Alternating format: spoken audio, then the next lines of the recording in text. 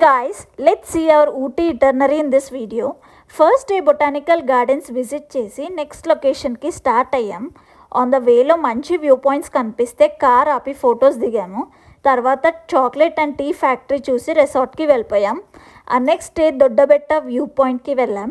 ఇక్కడ వ్యూ అయితే క్రేజీ ఉండే, అటు గ్రీనరీ ఇటు వర్షం మంచు మస్తు అనిపించింది.